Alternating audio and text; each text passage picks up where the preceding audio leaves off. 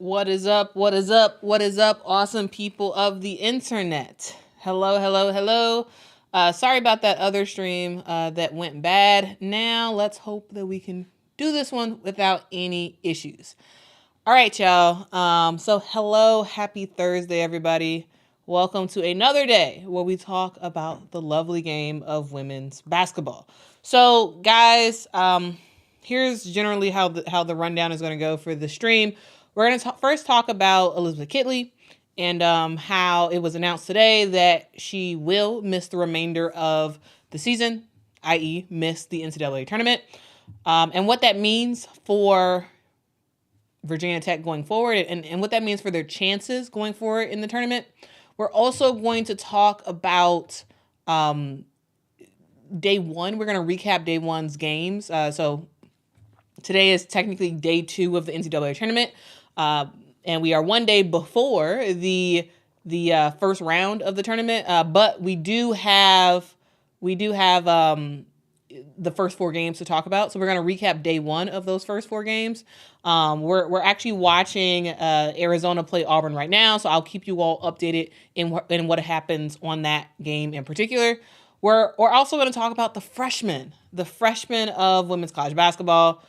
There are some fantastic freshmen who are playing this season, and especially some fantastic freshmen who are playing in the NCAA tournament. And we're going to talk about that. We're going to talk about some of those players. We're going to talk about like who you all should be looking out for in terms of freshmen, and just how great they have been this season. Because y'all, these freshmen is the whole, like that is what everybody's talking about, right? It is how fantastic not just Juju Watkins is, not just Hannah Hidalgo is, not just Mylasia Fulwiley. It is so much more in terms of freshmen that y'all need to be watching out for the tournament. So we're going to talk about that as well. All right. And for those who are watching the other stream, I do apologize. We are back on here. So hopefully y'all can tune into this one, the stream. All right. So let's get into it. All right, so we're going to start with the news about Elizabeth Kitley. So earlier today on Instagram, Elizabeth Kitley posted this on Instagram, and here's what she said. She said, on March 3rd, I suffered a knee injury that is keeping me out of this year's NCAA tournament. This is not at all how I anticipated ending this year with my team, but I'm so proud of all of our accomplishments, and I'm excited to see my girls continue to compete. Thank you all of Hokie Nation for being so supportive during this tough time. I'm looking forward to making a strong comeback. All right, so that is what Elizabeth Kitley had to say. Now, here's the deal, guys. Here's the deal. We all knew that Elizabeth Kitley was seriously hurt. For a while now. She was injured in the NCAA tournament, and we all knew it was really bad. And there was a lot of speculation about it being a ACL tear. But there was no word from Virginia Tech, no word at all from Virginia Tech about this situation. They were saying they're evaluating, more later, like nothing really was said. And we were just gonna have to wait and see when they were gonna announce the fact that Elizabeth Kitley was not gonna return, because we all basically knew that she wasn't gonna return. The injury that she suffered, it was an ACL tear. Even though they didn't publicly state it until now, it was an ACL tear. And you can't come back for that. You can't. You can't. I'm sorry, guys. She was injured in ACC play, not ACC tournament. ACC play. But it was rough. It was rough. That she gets injured. We don't hear anything. Now, we have to see what this Virginia Tech squad looks like without Elizabeth Kitley. Of course, they have played several games without her. since her injury. But this team is not the same team than when they have Elizabeth Kitley. Remember, Elizabeth Kitley was the ACC Player of the Year. She was that for a reason, because she was dominant on the court. She averaged 22.8 points a game. She had 11.4 rebounds a game, 2.1 blocks a game. She really was, her and Georgia Amore really were the engines that kept Virginia Tech running.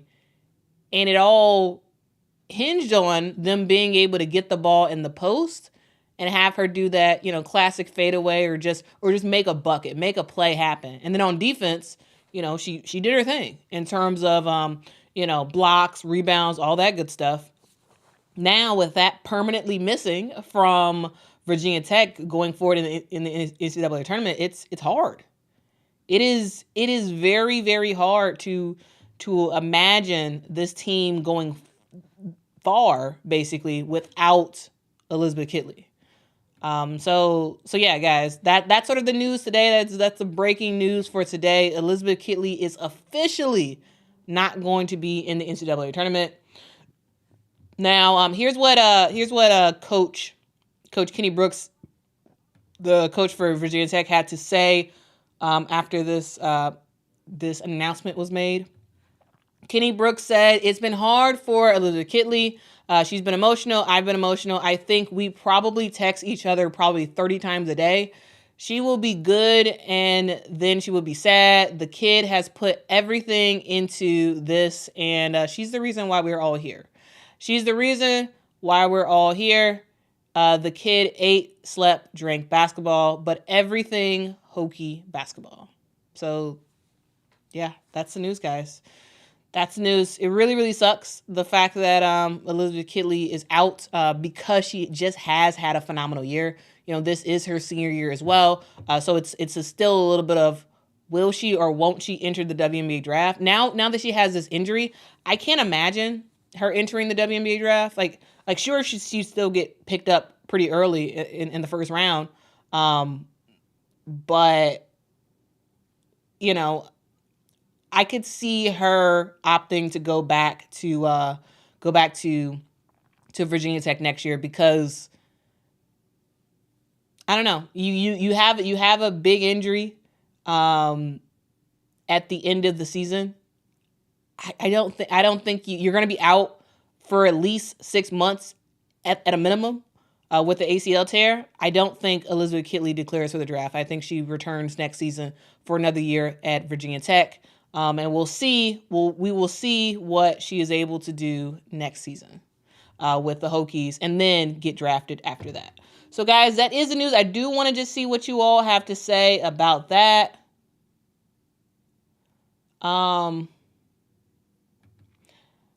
Matthew says, "Do you think this is going to hurt her draft stock because she'll miss her rookie season?"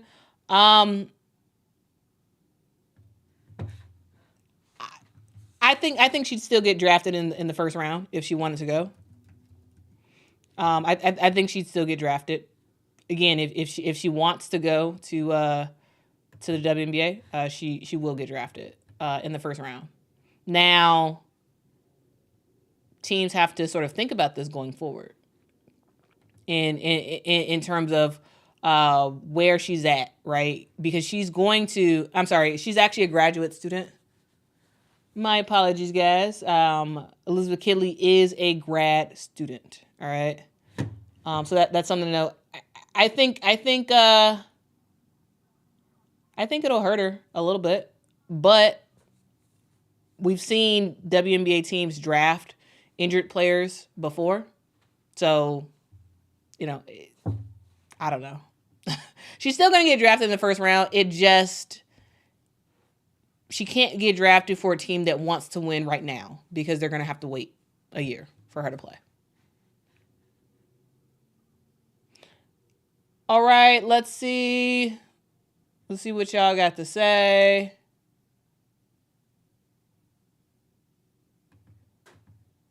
Written 12 says, what a terrible year. Yeah, for all the players who've been injured. Yep. There's been a lot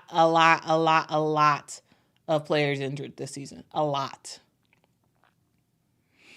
And it's part of the game. It is a part of the game, and I think, it's just that the injuries are seem to be more visible to us than in years past. So that's something to note. BB says Kenny will be gone though. I don't know about that. So guys, if you don't know, there was a bit of some hullabaloo on Twitter today, and there was someone on Twitter who said that they said that Kenny Brooks was interviewing for a new position, specifically the Kentucky head coach position that opened up, because Kentucky let go of Kyra Elzy, who was the former coach of Kentucky, and they fired her, and supposedly Kenny Brooks was interviewing for it. I don't believe that. So I know that's sort of done the rounds on social media. I don't believe that he's actually going to go to another squad. Like I just can't imagine it.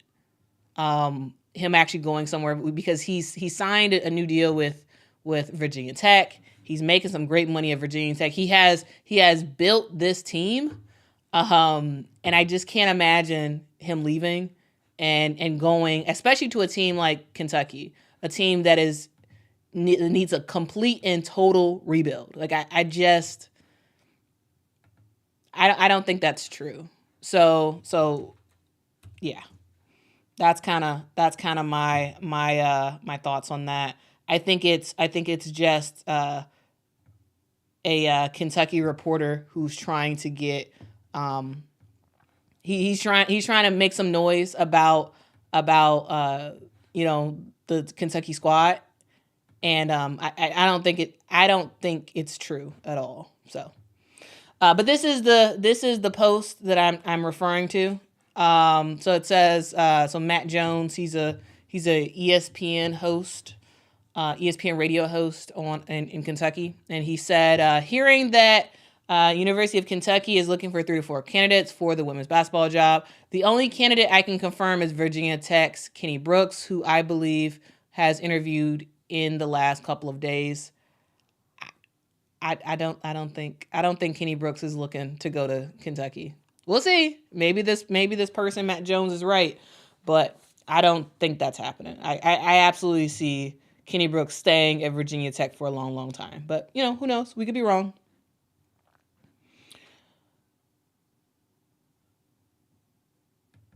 Shane says all of his daughters, meaning Kenny Brooks, all 3 of his daughters have been on his teams, including the youngest. She is a freshman on the team. Yeah.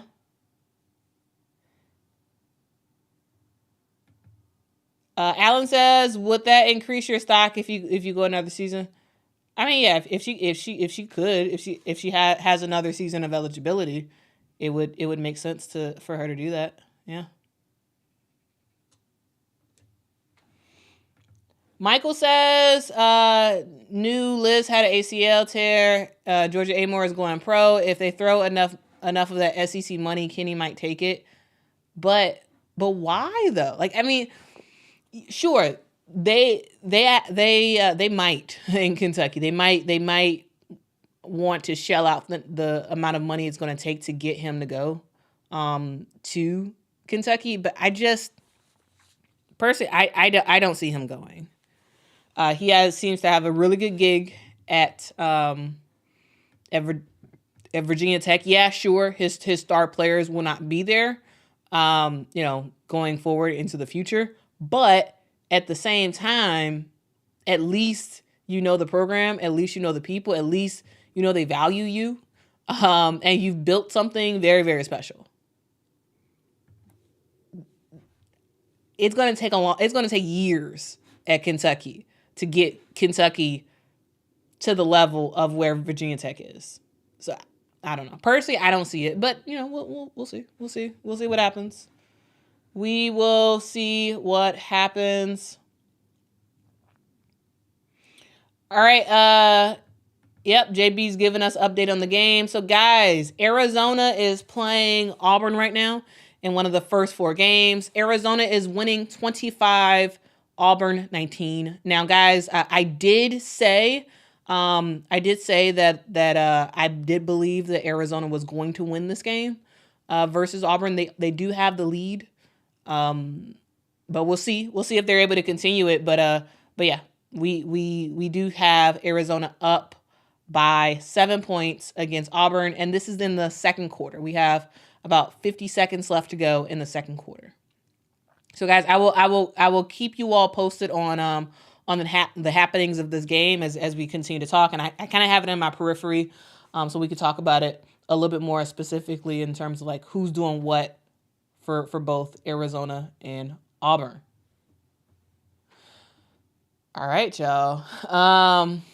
Arizona just got a feisty. They just got a feisty jump ball. All right, so that is the news, guys. I did just want to let you all know what was going on that front. Now, when it comes to what this means for Virginia Tech going forward in the tournament, I think this just means that they're going to lose. They're not going to make it that far in the NCAA tournament.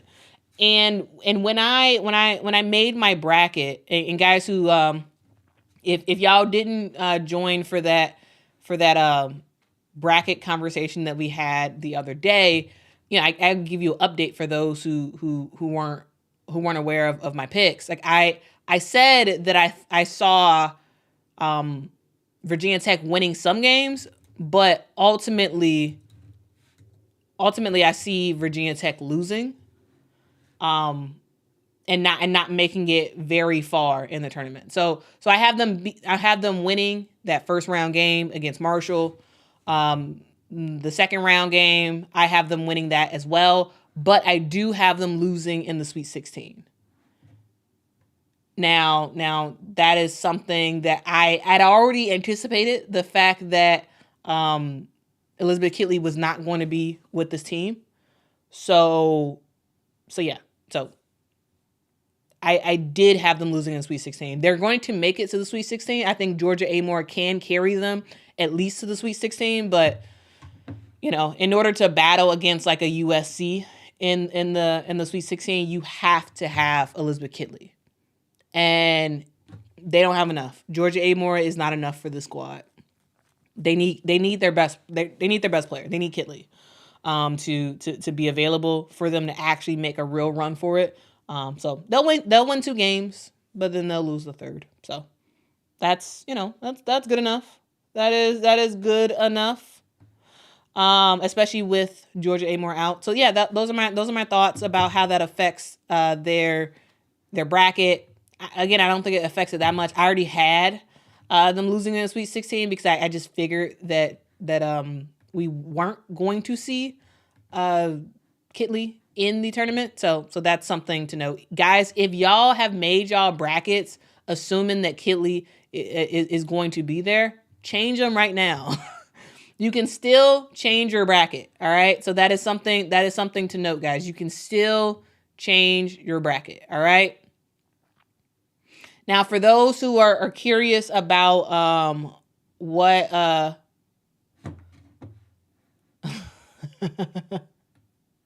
for those who are curious about who I have in my Final Four, I have South Carolina, Stanford, LSU, and USC.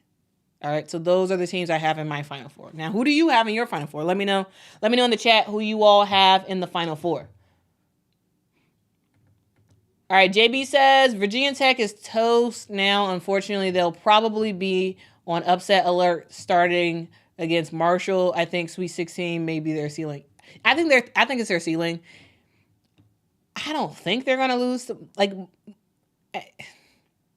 Even with Elizabeth Kitley out, it's gonna be the teams that they play against are gonna have to really, really play in order to upset Virginia Tech. Virginia Tech is still a good squad. They're just not good enough to make it past They're just not good enough to make it past the Sweet 16, in my opinion.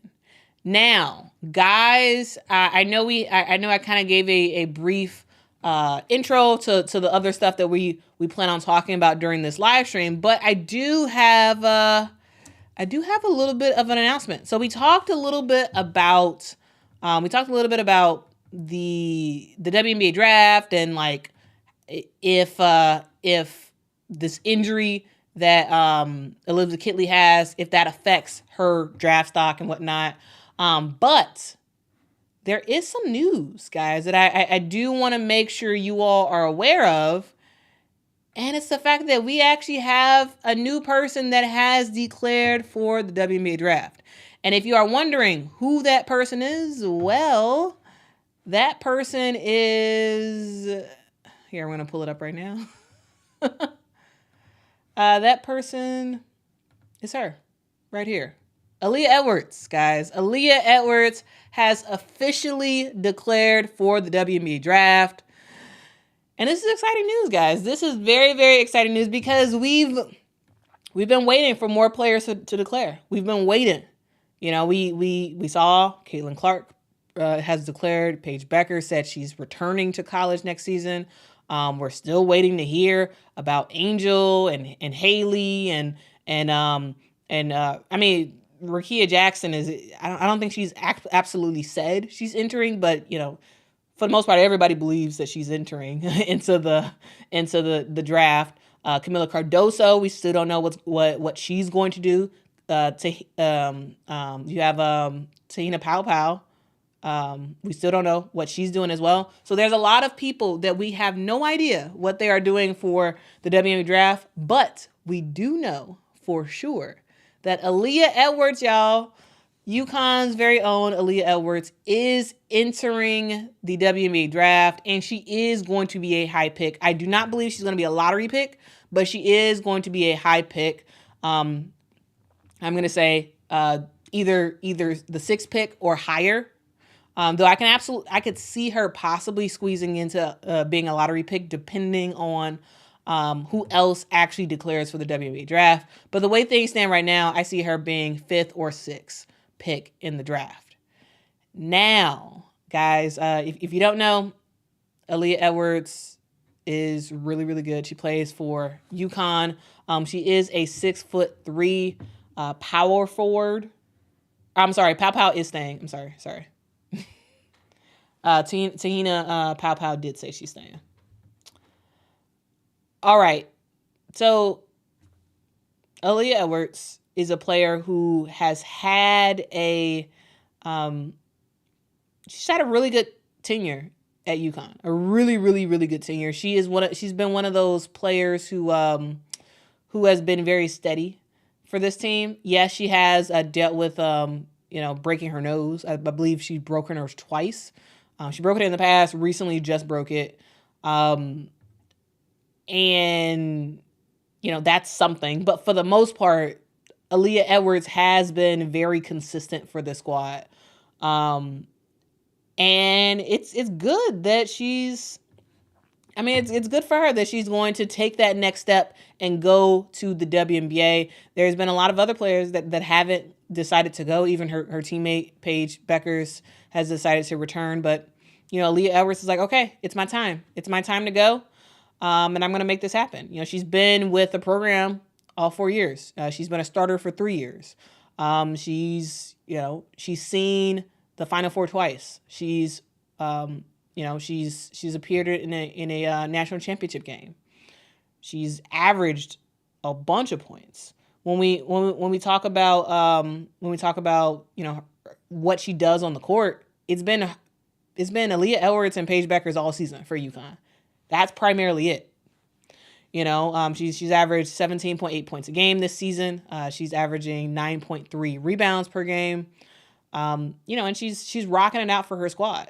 She's a 3rd-team All-American. And she's been great. And for those who don't know, she does play for Team Canada. So shout out to Nolan and all the other Canadians who are watching the stream. she's gonna be great in the WNBA, in my opinion. I think she's going to be really, really great in the WNBA. Again, the season's not over for her and UConn. They still have some games to win in the NCAA tournament, but we'll see where she goes. Again, I'm assuming she's going to be a 5th or a 6th pick in the WNBA draft. I don't see her being a lottery pick, and the lottery pick means that top 3. That means top 3 pick. So yeah. Aaliyah Edwards is back, y'all. Or not back. Aaliyah Edwards is going to the WNBA, y'all. So hopefully y'all are excited about that. Nolan has Aaliyah Canada basketball Edwards. JB says, glad to see Edwards declare for the draft. I think she'll have an amazing career in the W. I agree. I agree. Yeah, Nancy, I agree. Yep. 6 or higher. Yeah. It's going to be Caitlin Clark, it's going to be Cameron Brink, and it's going to be Rickea Jackson.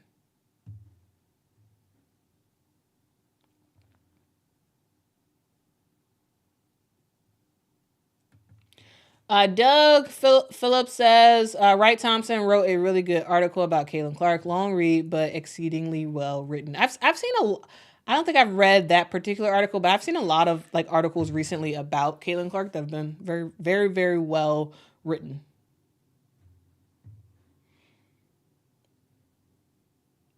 David says Clark is supposed to take a pay cut. Says who? I mean, the salary for the WNBA is not as high as the salary for the NBA, but you know she's gonna get paid a salary and she's gonna keep all her endorsements. So she's gonna continue to make that money. She's going to continue to make that money.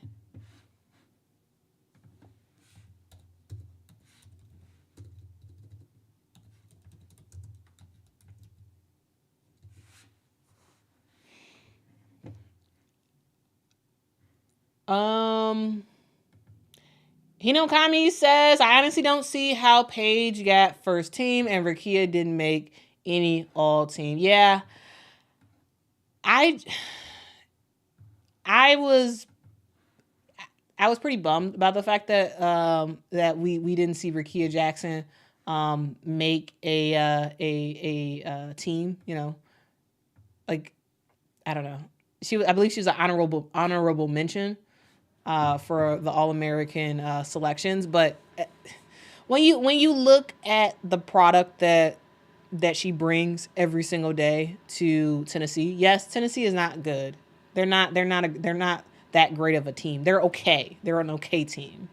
But Rickea Jackson is the reason why anybody's even talking about Tennessee. She is their engine. She is extremely talented. She's a player who can get to the bucket. She's a player that can get a jump shot. She's a player that can shoot the occasional 3. She's a player that can, for the most part, play all around in just about every single position. I really, really enjoy looking at Rickea Jackson play. Like, she is extremely talented. She has done a lot of great stuff for the season for Tennessee. I think the reason why she's not on the All-American list is because Tennessee isn't a ranked squad. I think that's why. I think that is why she is not on the list. You know, when we look at, actually, let me just pull up the list. Let me just pull up this list, and we can go player by player.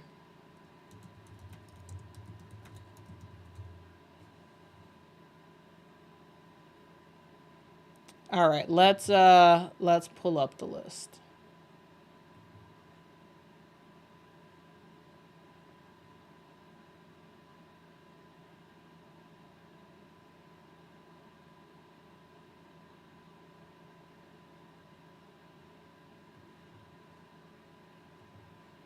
Okay.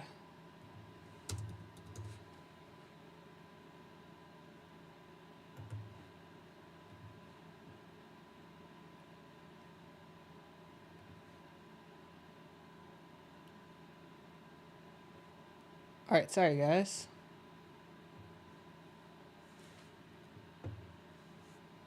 All right, let's actually first take a look at the first team. All right. So let's pull that up.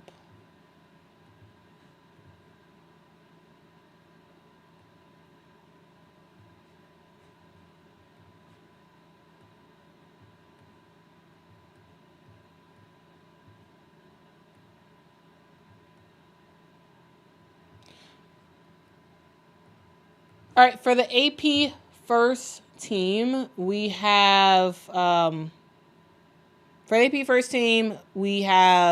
Caitlin Clark, of course. She was a unanimous pick.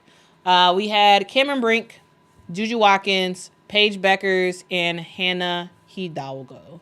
Now, a couple of things I want to say about this first team list. I don't necessarily have a problem with it. I know a lot of people were like, "Oh, Paige Becker shouldn't be a first team," and to that I say, okay, maybe. I if she's not a first team, I think I for sure think she's a second team, pick. And when we actually take a look at the rest of the players on this first team list, one thing that strikes out to me is the fact that we see so many freshmen on this list. So, guys, for the first team, we have Juju Watkins and Hannah Hidalgo. So these are two freshmen who are lighting it up in women's college basketball. And the fact that you have two freshmen on the list for the first team AP All-American, that's huge. That is absolutely huge and says a lot about both of those players. Now, when we actually sort of continue on and look at other players, of course, Caitlin Clark, makes a lot of sense. She was a unanimous selection, as she should be. She is the best player in women's college basketball, in my opinion, especially offensively, best player. And it makes sense that she was a unanimous pick. When you look at Cameron Brink, I think the product that Cameron Brink has shown on the court, I think she absolutely deserves to be on that first team. When we look at Paige Beckers again, I'm cool with her being on that first team list.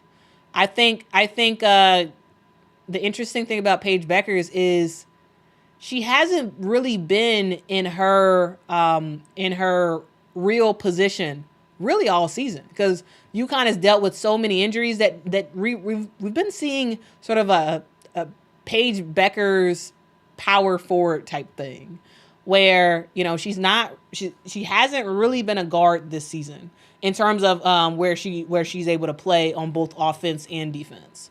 She's been kind of as a power forward, because this is a team that has had a lot of injuries, and Paige Beckers has had to kind of play anywhere Gino needed her to play in order for UConn to have some success. So that's I'm cool. I'm cool with her being on that list. I also understand people saying, "Oh no, she shouldn't be on that first team list." Well, if she's not on the first team list, she's for sure on the second team list. Like she has been pretty awesome this season. So I'm just saying, for the people who talk about should she not be on that first team list, let me know. Let me know in the comments what your reasonings are for why you don't think Paige Becker should be on that first team list. But in general, I don't think it's a big deal. I don't think it's a big deal. All right, so now we've taken a look at that first team. Now let's take a look at the second team list. And the second team list, for the most part, I am okay with all the picks on the second team list as well. And we're gonna actually take a look at that. Just give me 1 second, guys. 1 second.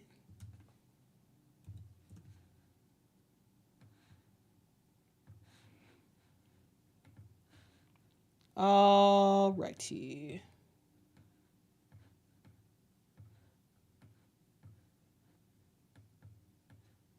Oh, guys, just a quick game update for y'all. Arizona is playing Auburn right now, and Arizona is continuing to win. We will see. We will see if they're able to keep this up for the remainder of the game. But yeah, Arizona is winning 27-19, guys. So 27-19, Arizona is winning. All right, so here is the second team. Here's the AP second team list. We have Elizabeth Kitley, Angel Reese, Camila Cardoso, Madison Booker, and JC Sheldon. All right, so those are the players that we have for that. Again, Elizabeth Kitley, Angel Reese, Camila Cardoso, Madison Booker, JC Sheldon. Again, I don't really have a problem with this either. I really don't. I really don't have a problem with this. I think that all these players have done very, very well offensively, and that really is the key criteria for the AP top list, All-American list. They really, really do care about what teams are or what players are doing offensively, and not so much what they're doing on defense. Not to say that some of these players can't play defense, but that's something to keep in mind when we look at what the AP does. They heavily rely on offense, which is fine. Which is why, and I took these three clips directly from the AP. That's why they list, for the most part, offensive metrics. They just talk about field goal percentage, they talk about points, they talk about rebounds, and that's about it. They don't talk about some of the other things about women's basketball. They don't talk about block shots. They don't talk about steals. There's a lot of stuff that the AP doesn't really pay that much attention to. So that's something to keep in mind as we take a look at these first, second, and third teams, is the fact that this is largely offensive minded, right? So that's keep that in the back of y'all heads as we go through the rest of this list. All right. David says, JC Sheldon, I like her. Yeah. JC has been great this season. Yeah. JC, has been looking really good with Ohio State. And that's something to keep in mind. That I do, yes, again, for those who remember the previous stream I did, I do have... I do have Ohio State losing early in the NCAA tournament, but also, they got some ballers on their team. They do have some ballers. Michael says, saying Paige shouldn't be first team is not a slight. It's a compliment, actually, after missing a year and the new influx of talent since her early years. I mean, for those who disagree with her being a first team player. Yeah, I don't think those people are trying to be negative or like trying to slight her in any way. Yeah, I think the fact that we're talking about Paige in this way and talking about her being a top player in the women's college game, to me, I think that is a huge, huge, huge compliment to her and her diligence and her wanting to continue to play basketball, even with dealing with 2 back-to-back serious injuries. That's absolutely huge. When we look at the strength and conditioning folks at UConn, I know that there's a lot of talk about how there's a lot of injuries happening at UConn, but the fact that we're able to see Paige Beckers come back, I think that does say a lot about their strength and conditioning team, where they're able to have help bring back a player. Whoa, guys, that was a serious block. It was a massive block in that Auburn. I don't even know what player that was, what the person's name was, but just massive block by Auburn. But Auburn is losing 35-23. Arizona has 35. Auburn has 23. We are at 6:20 left to go in the third quarter. So yeah. But yeah, it's amazing how she's come back like this. You know, not everybody comes back from injuries. Not everybody comes back from injuries. Marcus says the Pac-12 is definitely going to shock people. I mean, the Pac-12 is here, y'all. The Pac-12 is here. Here, y'all.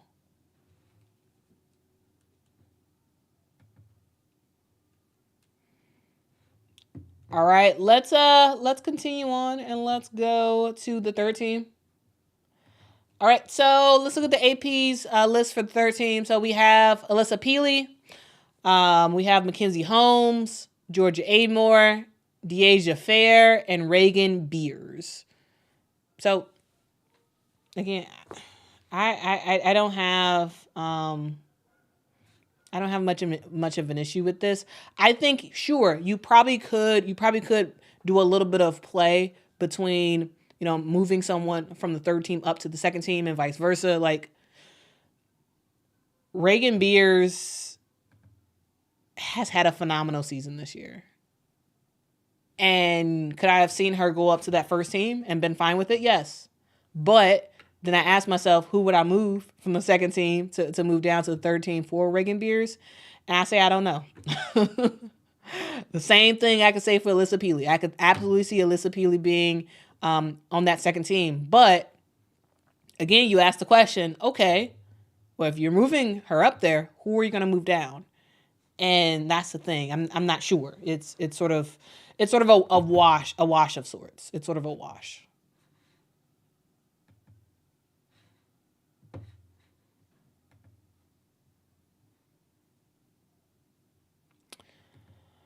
David says, Juju Watkins, I can't wait to see her in the tournament. Yes. Y'all, Juju Watkins is going to be a problem. It's going to be a problem for every team that they face. And I want to make sure y'all are properly warned about that. She's going to look really good. She is going to look really good. And also, she's had so much time to rest her ankle. So, you know, I'm looking forward to seeing a very, very, very talented Juju Watkins going forward. Montreal says Aaliyah Edwards was snubbed. She was. Y'all, Aaliyah Edwards was actually not in the on the first, second, or third team for the AP. She was a honorable mention. And you know, the way that she has played this season and the way that at times she has put UConn on her back, it's you know, that's tough. But also, she's not the only person that was snubbed. You had, as we were talking about earlier, Rickea Jackson was snubbed. You have, and then those are the two, in my opinion, that were the most snubbed. But the thing to note about Rickea Jackson, she was injured for several games. I think she missed like at least 6 games this season. So that's something to note. You know, availability helps to also give you certain honors, and the fact that she missed several games was probably a factor of her not being included in that first, second, or third team, and her just sort of being a honorable mention. So you know that's something to think about. That is something to think about. Doug says Cardoso just brings a big body. She doesn't impress me as basketball savvy. I think that Camila Cardoso has not lived up to the potential that she has. Sure, Camila Cardoso has been really good. But also,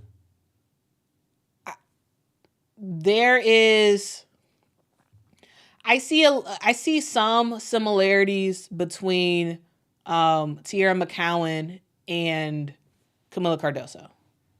And what I mean by that is both players. So when you know, for Camila Cardoso at South Carolina, and then we talk about Tierra McCowan when she was at Mississippi State. two players who are big, very big. And defensively, they're a problem when it comes to them blocking shots and when them just comes to being a pest in the paint. So they're a problem. They also are so big and so much bigger than everybody else that they will score the basketball. However, both players, Tierra McCowan, when she was in college at Mississippi State, and Camila Cardoso are players who are still, or not are still, because I think in a lot of ways Tierra McCowan has fixed a lot of her deficiencies in the post. There were players that had a lot of potential and barely did enough to be very good, but wasn't great.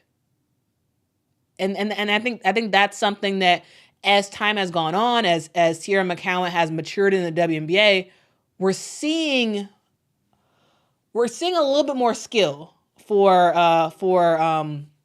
Tierra McCowan. And I think that's what I want to see in the future for Camila Cardoso. Because Camila is good. For college, Camila is good. When she goes to the WNBA, she has to develop more. She has to get better with her footwork. She has to get better at being able to just finish one time at the rim. And again, that's, in college is fine. Like, she can make this stuff work in college. But when she goes to the WNBA, I see her, possibly struggling a little bit. We saw Tierra McCowan when she graduated, went to Indiana. She had her moments sometimes, but not really great. But I feel like with Dallas, we've seen a more matured version of Tierra McCowan, and she has developed so much in the WNBA, and I can see that happening for Camila Cardoso. Talented, but she has so much more to develop. She has so much more in her than what we have seen in college. And I think all it takes is an opportunity for her to get picked up in the WNBA and for them to really take her to the next level. Sure, she has developed in college, but I think there's just a little bit more that she needs to do in terms of just being a post player. Because in college, it's fine. WNBA, another story. So yeah. Doug, that's sort of my reaction on what you said. There's a lot of potential. There's a lot of potential for Camila Cardoso. And I can't wait to continue to see her develop. Let's see what y'all have to say about that. Montreal says Camila needs to work on her footwork. I do agree with that. That's for sure. David said, oh wait, she hit her first three-pointer of her career. Yeah. Maybe she'll be a three-point shooter. Who knows? In the WNBA. That dude right there says McCowan and Cardoso is a great comparison.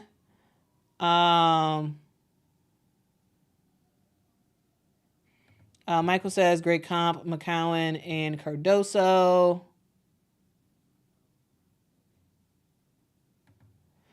Quan the Don says you got to take it in the fact that college basketball doesn't have a defensive 3-second rule, so teams are allowed to stand in the paint, and it makes it easier to guard Cardoso. I mean, sure, some of the rules are slightly different, but there's a lot more that she needs to do to develop when she gets to the next level. Michaela says, yes, I feel the same way. There's so much potential she got to develop. JB says, you hit it on the head, Quita. Being that much taller than everyone else does mask a ton of deficiencies on both ends, but it won't cut it in the WNBA. Facts, JB. Absolutely. You have succinctly said what I took a long time to say. Yes, absolutely. There's a lot of stuff that you can get away with in college that will be absolutely exposed in the WNBA. And for me, with Kamilla Cardoso, her ability to finish, her ability to move her feet in the paint,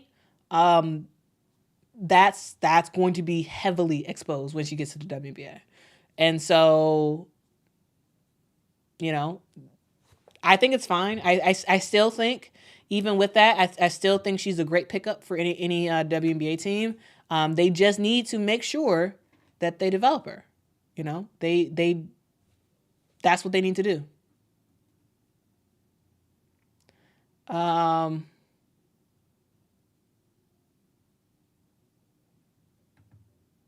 Marcus says, when you're the best NCAA women's basketball out there and you have an off night, your collegiate career is over. It's a lot of pressure. What?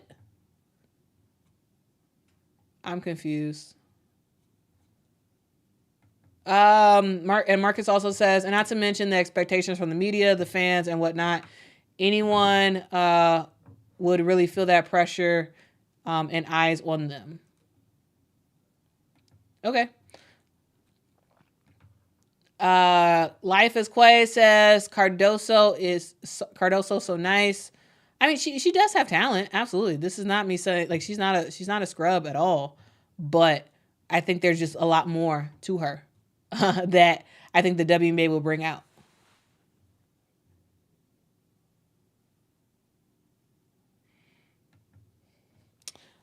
Q&A Williams says, as a South Carolina fan, I agree with Kamilla must finish on the first attempt. She doesn't always play with a mean streak. She's a gentle kind person, and that translates to the game at times.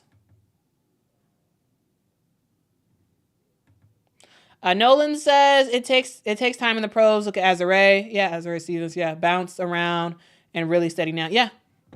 Yeah, it takes some players sometimes, and that's fine. And that, to me, that's not a big deal, It's going to take some players a little bit of time to get comfortable with the WNBA,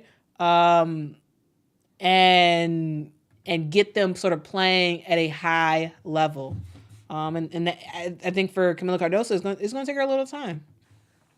And I don't think that's a big deal. And I don't think that's an insult. I don't think that's, a bad thing to say. It's just reality, right?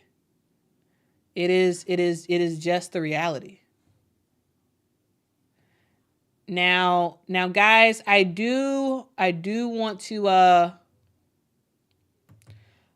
keep you all up to date on this Arizona Auburn game. So Arizona is playing Auburn right now. The score is 40-31. We are in the third quarter with 2 minutes and 24 seconds left to go. If you do want to watch that game is on ESPN2 right now. A thing to note is that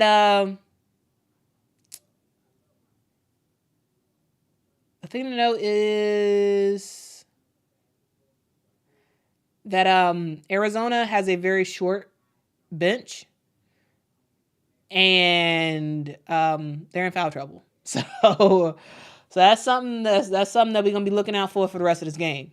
Again, 40-31. Arizona has the lead, but they have 7 players, and we have 2 players with 4 fouls already. So yeah, Auburn is coming back, y'all. They are coming back, and we'll see what happens in this game. Montreal says, glad the WNBA is adding at least one more team. I agree. Absolutely. Marcus, Mackenzie Holmes is playing in the first round. Yeah. She's been practicing with the team. I think it was last night. I heard her, I listened to one of her interviews, and she said she's gonna be ready to go. So yeah, Mackenzie Holmes is ready to go. Damon says, I feel the same way about Angel Reese in terms of her development. Yeah, I would agree with that as well. Yeah. Angel Reese, again, talented in college. Absolutely. She has a motor that doesn't quit and a motor that masks a lot of stuff. She has a motor that masks a lot of stuff. And when she goes to the WNBA, it's going to expose some stuff. Because again, Angel Reese has to work on her finishing at the rim as well. That's something that it's not just Camila Cardoso that has to work on that. It's Angel Reese as well. It's other players as well. It's not just those two. Hey Elizabeth, you may be the first person to chat real time on X. So shout out to Elizabeth, and shout out to all the other people who are on X watching this but are not putting something in the chat. Y'all can put stuff in the chat, y'all. But hello, Elizabeth.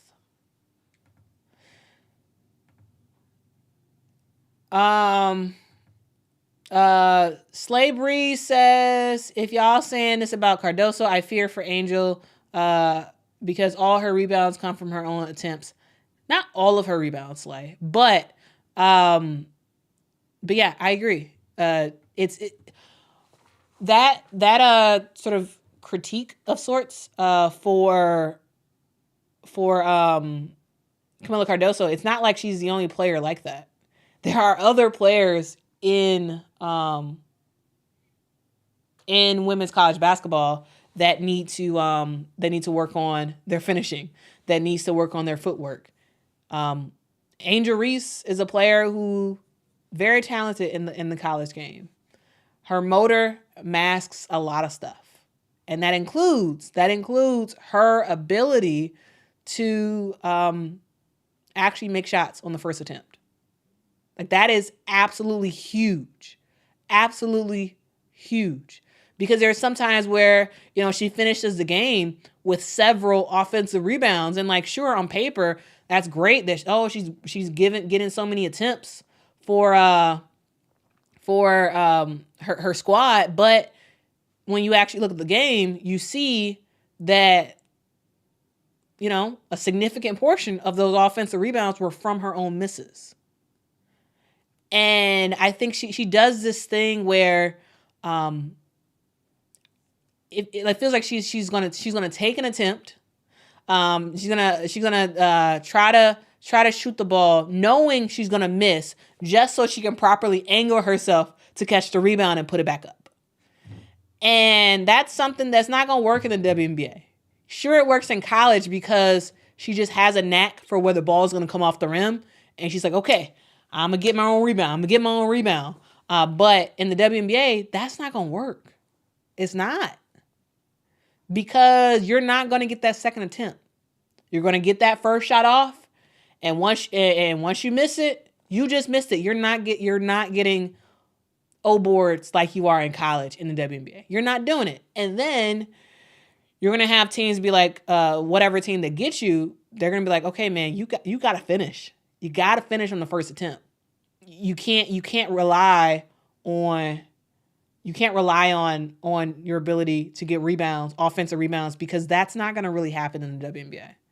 Now, again, similarly to Camila Cardoso, I don't think this is, I don't think this is a horrible thing. I don't. Every player has to improve on something when they go to the WNBA. There is no perfect player out there. And so to me, this is not a slight on Angel. This is not a slight on Camila. This is just acknowledging reality of things that they need to improve on and things that I do believe they will improve on. Honestly, if I had it my way, I would put both of them on the Chicago Sky. I would draft both of them. Because, when you look at Angel's ability, even though, she won't get as many offensive rebounds in the WNBA, she has a motor that never quits. And that's something you can't teach. So I want that. I would absolutely want that on my team. Absolutely. When you look at Camila Cardoso, she is a player who has a knack for blocking shots. She has a knack for protecting the rim. And to me, absolutely, I would want that on my team. So this is not me. Me dogging them or anything like that. This is just me acknowledging reality. acknowledging reality and saying, hey, here's how I think they can improve, and here's how I believe they will improve when they get to the WNBA. Because both of these players, both Camilla and Angel, could be very, very successful in the WNBA.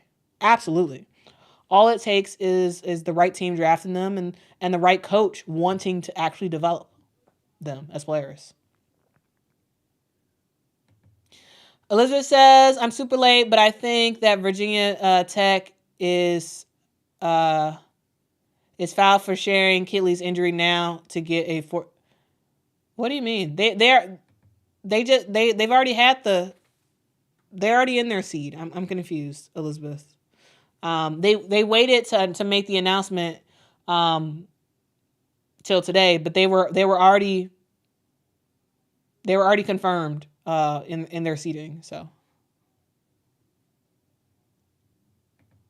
Nola says Angel and Haley Van Lift should stay in college another year and work on their game.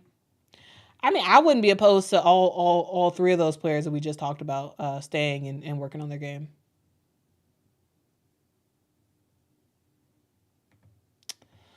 Michael says Jada Williams has really settled down. Jada Williams has not had the college career so far as a freshman that I was expecting of her. There was so much hype for her coming into college. And she hasn't lived up to the hype. And I think that's fine. I think that is absolutely fine. I think she has grown a lot this season, and we're seeing a way better version of Jada Williams than we were at the beginning of the season. So absolutely lots and lots of growth from her.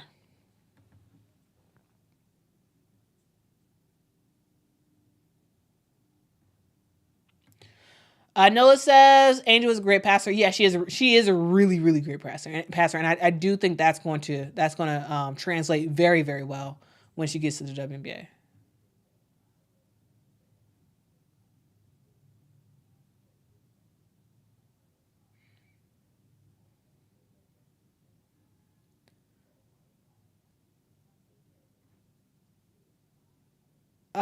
Let's see. Yeah, Buck says Jada's playing good. She had to adjust her game. Yeah.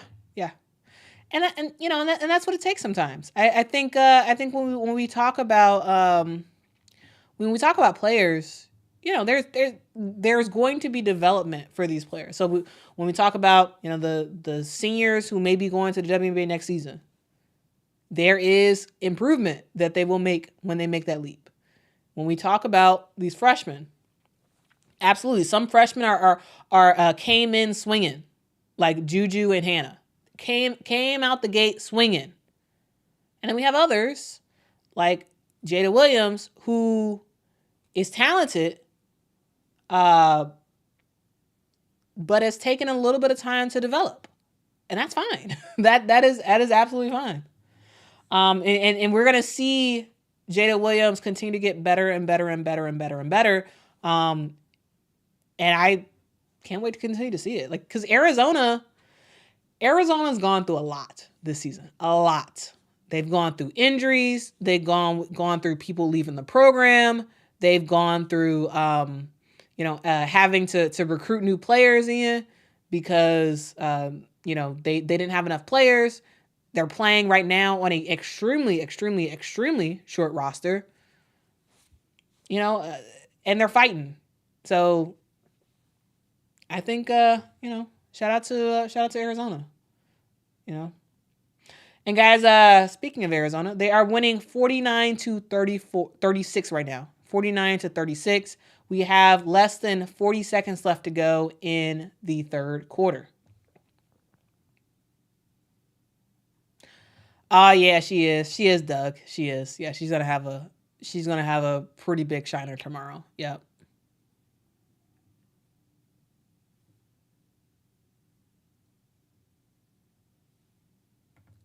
Yeah, Michaela, she was. Yeah. Michaela says Jada Williams was one of those players from high school players that took over social media. Yeah. Everywhere I looked on social for the last several years, it's been Jada Williams. And now it's now that Jada Williams is in women's college basketball, now the player I'm seeing all the time is Aaliyah Chavez. I'm seeing that girl everywhere. You know, and you have certain players like that in the college in the high school game where the hype machine is behind their back, and we'll see how it translates to the college game. But for Jada, it was a crazy amount of hype, and it was hard to live up to. I will say I saw way more about Jada Williams than I did about Juju or Hannah or Michaela or anybody else coming into this season. And so, that's something that's hard to live up to. That is very, very hard to live up to. Montreal, Arizona is in the Pac-12. They're in the Pac-12.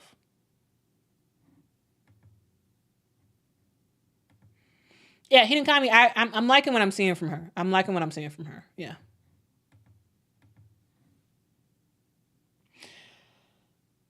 All right, guys. Triple X says, do you think Angel Reese would be a good spot for the LA Sparks? Maybe combined with Camilla / Cameron Brink. Yeah, I think that could work, actually. I could see, it's been a rough and tumble game with Arizona and Auburn. So many bodies flying on the floor. So many bodies. Yeah, I could see Angel going to several teams, including the LA Sparks. But I will say this: I am hopeful as a Sky fan. We do have the number 3 pick and the number 8 pick in the WNBA draft, and if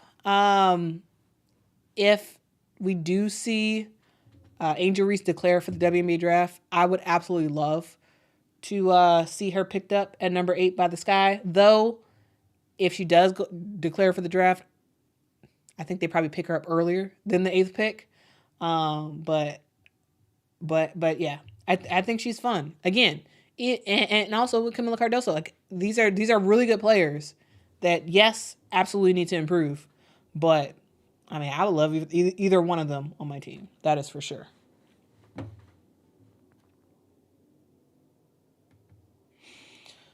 Yeah, some of y'all are commenting on this Auburn Arizona game.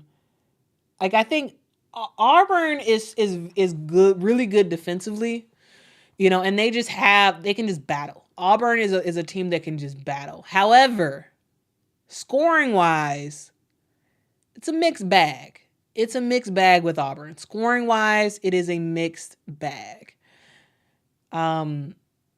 And Arizona is just, they need more bodies. They need more bodies.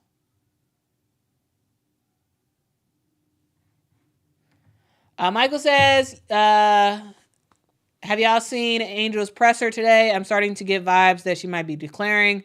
I did see parts of that press conference.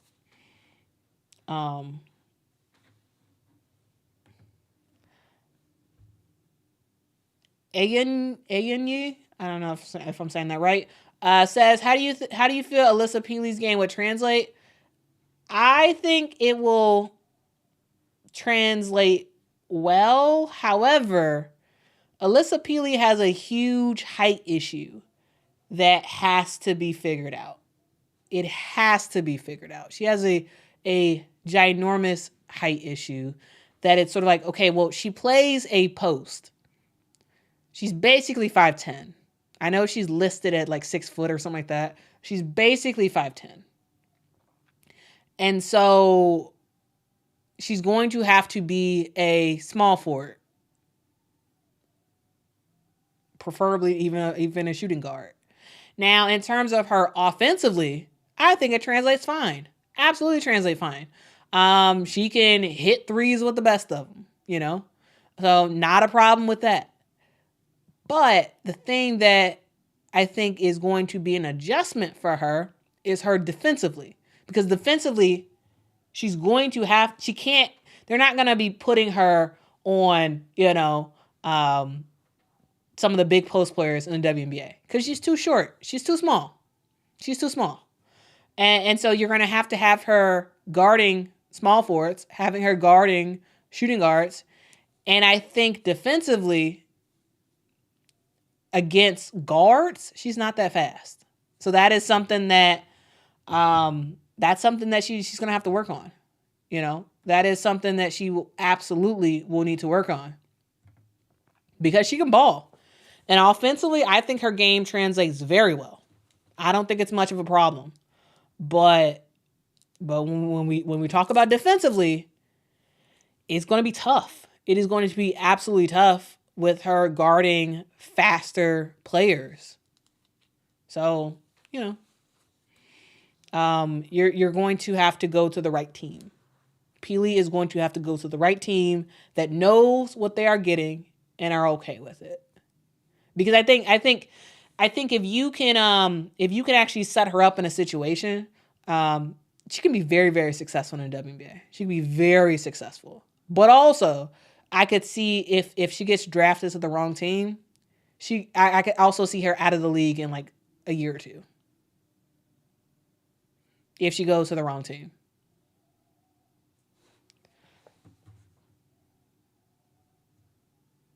I mean, if she goes to the Chicago Sky, I'll be fine with it. Honestly, I'm cool with it. I'm cool with basically any of these players going to Chicago Sky. Y'all, Jada Williams is cooking, y'all. She cooking. The score is 52-39. 52 Arizona, 39 Auburn.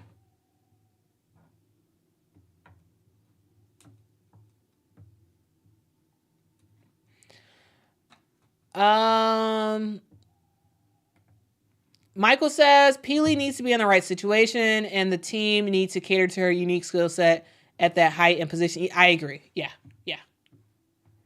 I agree. All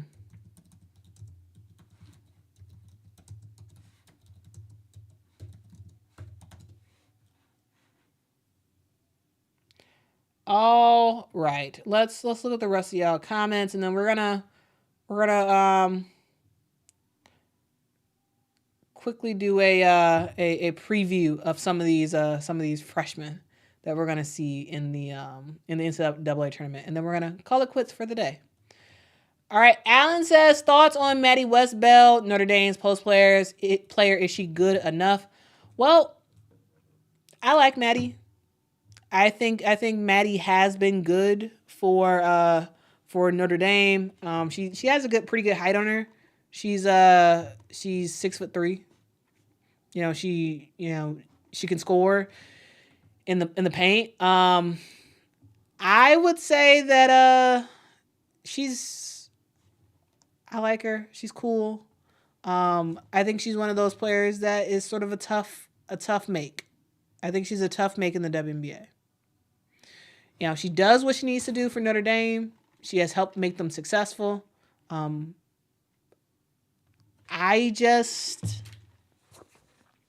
don't see her doing much for the WNBA. I absolutely could see her as a player who gets drafted and a player who's waived in training camp, or a player who's waived after the first couple preseason games.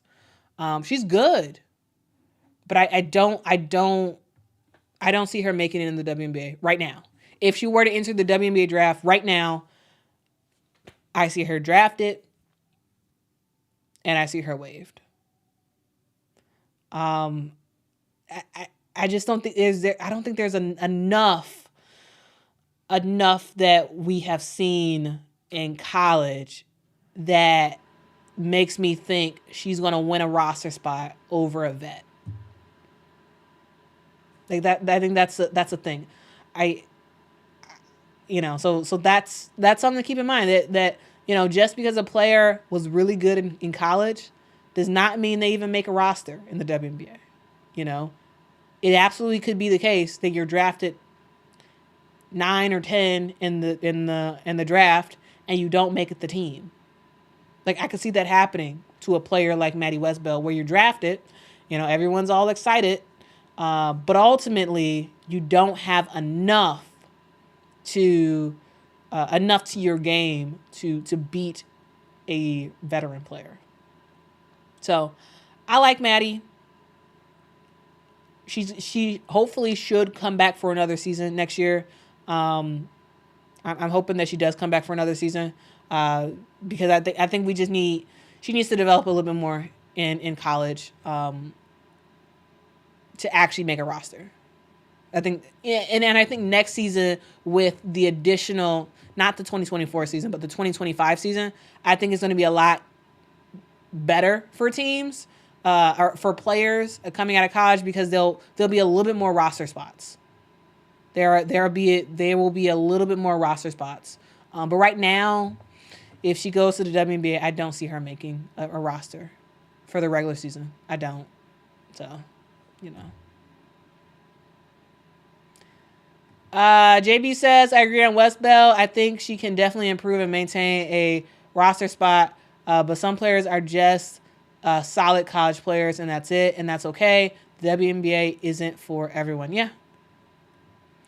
I mean, and when the WNBA gets bigger, when we have more teams, then players, players who are really good in college can play in the WNBA. There's just not enough spots. There's just not enough spots for WNBA, the WNBA to be for every single college player who's averaging, a decent amount of points. It's just not. It is what it is, guys. I absolutely hope that if she does go into the WNBA, that she would be successful, but I don't see her making a roster, unfortunately. Goodness Reddit says Angel Reese will declare. Okay. Honestly, what it do?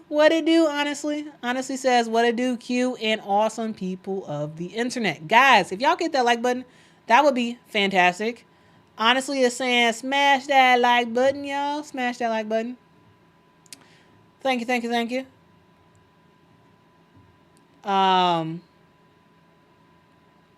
But yeah, guys, we talked about a lot of stuff already. We talked about, the planned conversation was to talk about Elizabeth Kitley and how she is out for the remainder of the season. We talked about some of the other injuries that have happened in the college game so far.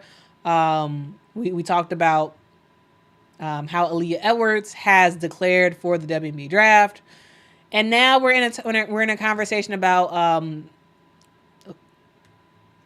my thoughts about certain players entering the WNBA draft and whether or not I think they will be successful on their team. Wow. This is the second review that we have seen in this Auburn Arizona game. Wow. Second review. That is crazy.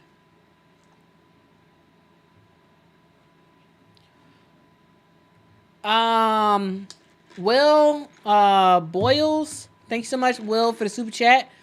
Will says, did you hear Jason Whitlock's comments on Caitlin Clark versus DEI? What are your thoughts? I have no thoughts because I didn't see it. So, I don't know. I don't know what my thoughts are about that. But I will say one thing. I am seeing a lot of commentators who never talk about women's basketball. I am seeing a lot of them talking about Caitlin Clark and And they're doing it because when you talk about Caitlin Clark, it is like clickbait. You talk about Caitlin Clark and you juxtapose that and where it has something to do with race or something, and then you're gonna have people clicking on it. So I have not seen this particular clip you're talking about, but overall I am seeing a lot of people who never ever talk about women's basketball, talking about Caitlin Clark, talking about the WNBA, making it a weird race thing, and just trying to clickbait people into watching it. I'm not saying that's exactly what he's doing. I don't know, because I didn't watch this particular video, but I've seen a lot of posts already, and I'm just like, come on, y'all. Like, you never talk about women's basketball ever, so just keep not talking about women's basketball. But I don't know. Well, I will watch that particular clip. But overall, y'all, everybody wants to talk about Caitlin Clark, and everybody wants to dog everybody wants to dog the WNBA. You know, it is what it is, guys. It is what it is. JB says, yep, Quita, it's all about engagement farming for the most part when talking about Caitlin Clark. Yeah.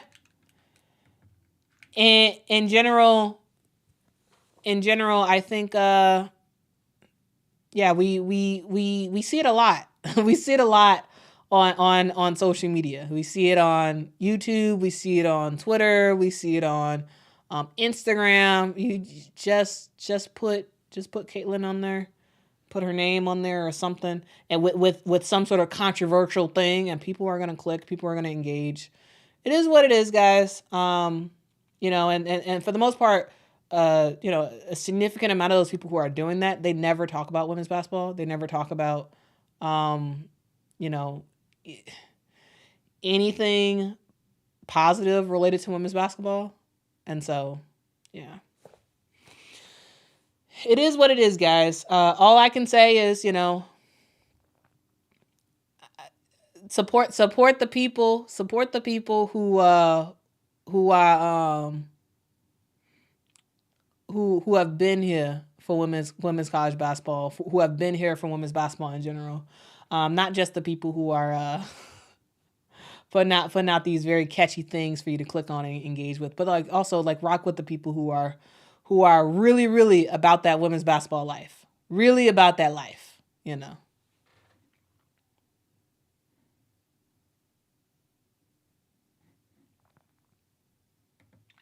Alan says, I really do not like this race baiting and DEI BS.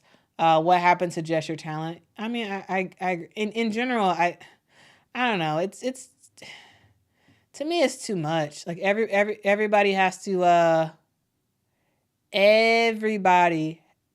talk about, you know, race and all this. Like, I don't know. Just talk about the game. I don't know. I think there's a little bit too much played into certain stuff when it's not necessary. All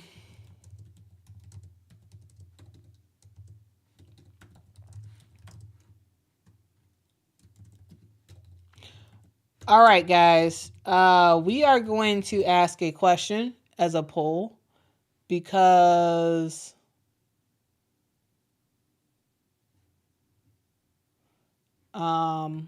Michael is asking for a poll. So we're going to do a poll.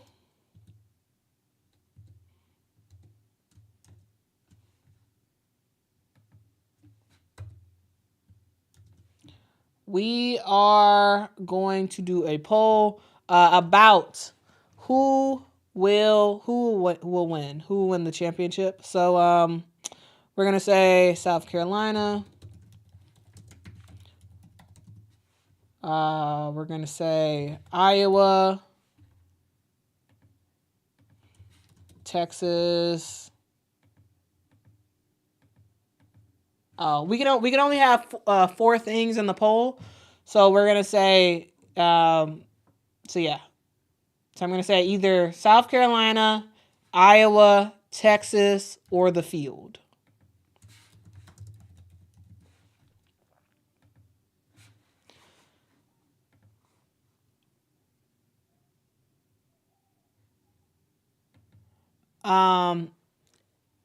And Anya says, I think people are sleeping on UCLA in the tournament. They are only worried about Iowa and LSU. I mean, UCLA is good. I just I don't know. I have them losing. I have UCLA losing. I have them losing to I actually have them losing to LSU, actually. I think UCLA is good. They're talented. However, I don't think they'll win. And again, guys, I can only have 4 things in a poll. That is it. So that is why, if I don't have the team that you wanted to vote for, the reason why I don't have that on there is because I can't vote for it. I mean, I can't put more than 4. So I'm just saying, guys.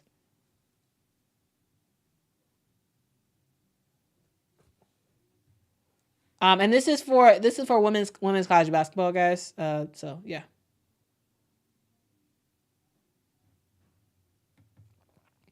And Dale says, how can you compare a college team to a pro team?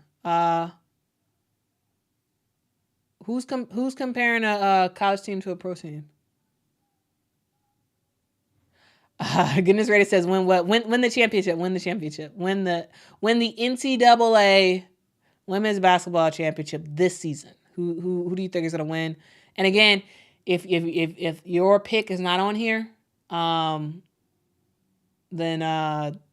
pick the field. Pick the field. Quan the Don says Aces versus LSU. Are you serious? Oh, there's conversation about LSU versus the Las Vegas Aces. What? Of course the Aces. I mean, what? Okay, who asked this question? Let me look up in the comments to figure out who asked this question. Who asked this question, y'all? Who asked this? Michael asked this question. Michael, why you ask this question? Of course, the Las Vegas Aces. Of course, the Las Vegas Aces.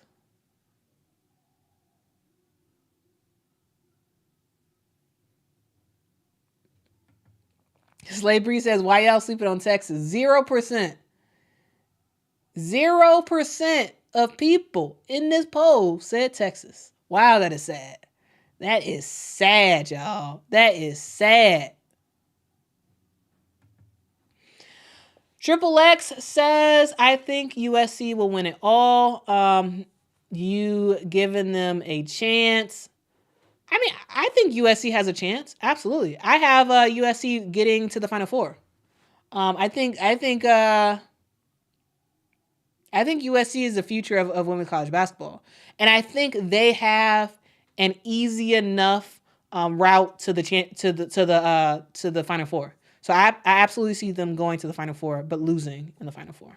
Thank you so much, Triple X, for that super chat. Really do appreciate it.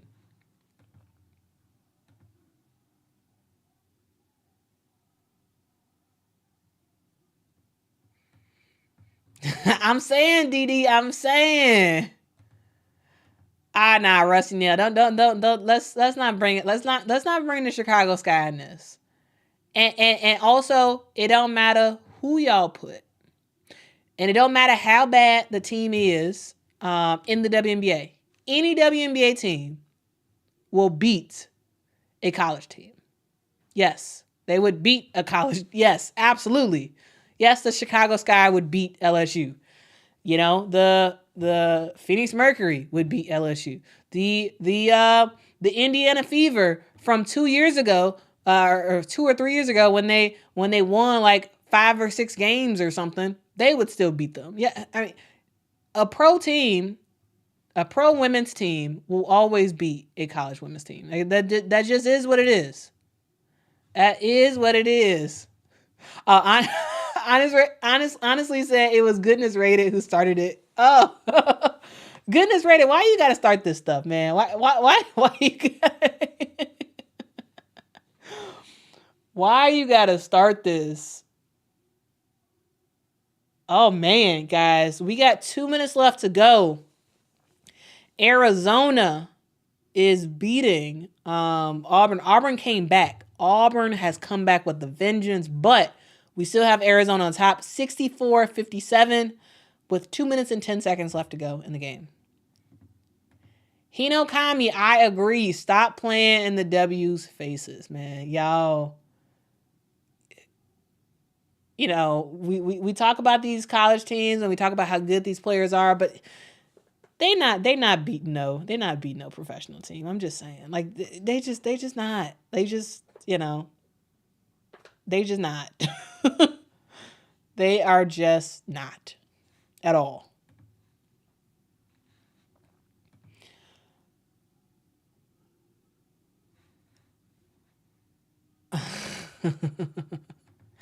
All right, Michael says, now we can dead that conversation.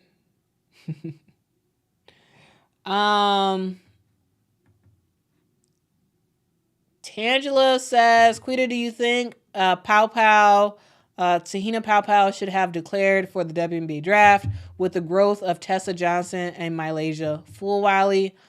No, because Tahina Pau is doing what's best for Tahina Pau.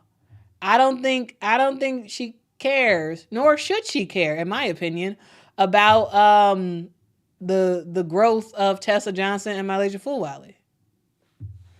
You know, she's looking out for what is best for her, what is best for her growth as a player, what is best for her growth as a person, and ultimately, you know, how this helps her in the future. So, no, I don't think she should have declared. I think she should do whatever is best for her. I think that's what she, you know, and what was best for her was to stay at South Carolina for another season. You know, and if that somehow hurts the future for both Tessa Johnson and Mylasia Fulwiley, then they should figure out what they want to do, you know? I think they're likely not going anywhere. I'm pretty sure we will see Tessa Johnson and Mylasia Fulwiley back on the team next season, with Tahina Pau starting. You know, it is what it is. There's a pecking order at South Carolina, and they got to work through the pecking order, and they're going to deal with it.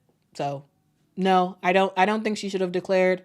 I think she should do, as I think all players should do, whatever they think is best for them. And for her, it was best for her to stay at South Carolina, and that's exactly what she did. So, you know. So yeah, that is that's something, I don't know. All right.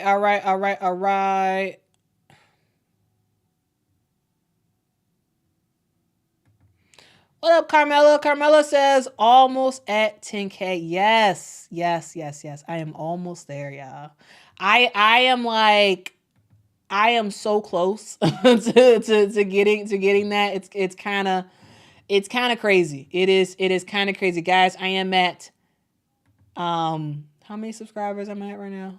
Hold on, let me see how many subscribers I'm at right now, because it is insane. I'm at 9,956 subscribers. Guys, that is absolutely crazy. Absolutely crazy. And also, guys, shout out to Carmela. Carmela got me a ticket for the finals. So shout out to Carmela, y'all. Because of Carmela, I am going to Cleveland. All right. Dang, Breezy. Breezy said the bus is waiting for Auburn outside. They're done. Yeah. I mean, I figured that's what I figured they were gonna lose to Arizona. I think Arizona just has has too much. Arizona has too much firepower. And Auburn defensively is a great squad. Great squad. They just can't score consistently. I think that's the thing. And you gotta score in the tournament. You gotta score.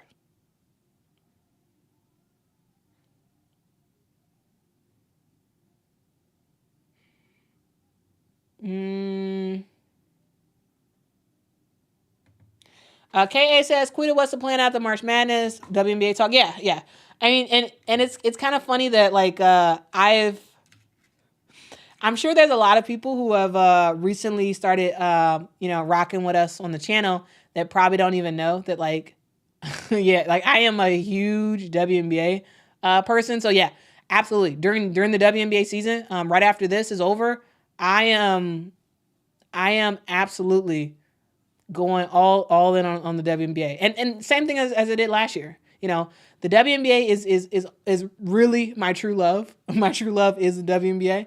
But there's a lot of stuff to talk about with college, and and I was doing I was doing a lot of WNBA updates and whatnot earlier in the season for the NCAA, but it just got a little bit too much. It has gotten a little bit too much where I couldn't do all the reporting for the WNBA because I was so busy watching games and whatnot. So yeah. So we are absolutely going to talk about the WNBA. Right after the championship game is over, we're going straight into the WNBA draft. We're going straight into preseason, and there's a lot of awesome stuff to talk about as well. So yeah, lots of WNBA talk in the future. All right. So guys, I promised y'all we were going to talk about some freshmen. And we are not leaving the stream until we talk about these freshmen. So here's what I want to talk about. So we talk about top players in women's college basketball, right? We talk about the Catelyns, we talk about the Cameron Brinks, we talk about the Angel Reeses, we talk about lots and lots of players that we talk about when we're looking at the best players in women's college basketball. We're talking about a lot of upperclassmen. But this season, we have seen a steady stream of talented freshmen who are continuing to do their thing and make a name for themselves. And what I wanted to do is briefly talk about some of those freshmen and talk about how I think the thing that we're going to talk about coming out of this NCAA tournament is the next generation of women's college basketball players. I think that's going to be the topic of conversation because I truly believe that whichever team wins the national championship, they are going to be led by a freshman. That is 100% what I believe. When we look at the freshmen who right now who are sort of doing their thing, we look at USC. USC, the only reason why they are in the NCAA tournament, the only reason why they are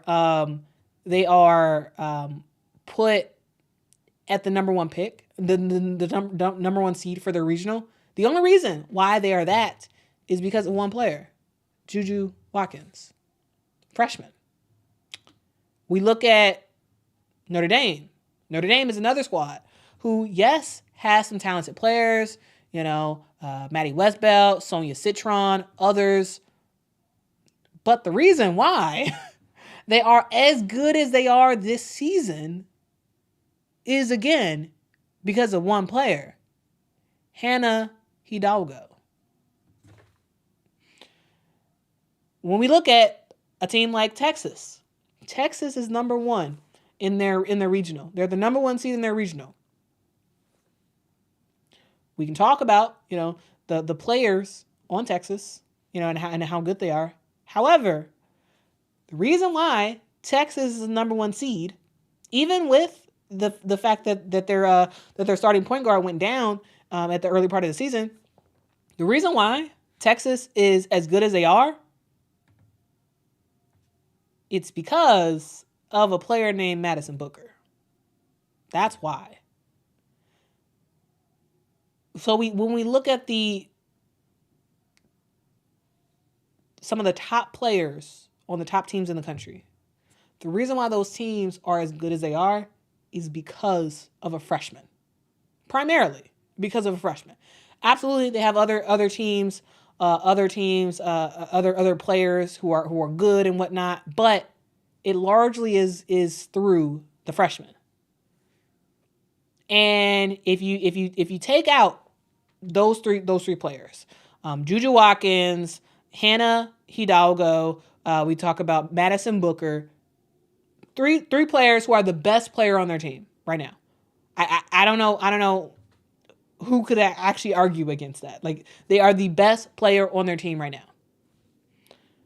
Take those people out. Then we have like what I call like the second tier of freshmen who are extremely good, extremely talented, but they're not the star on their team. They're not the star on their team.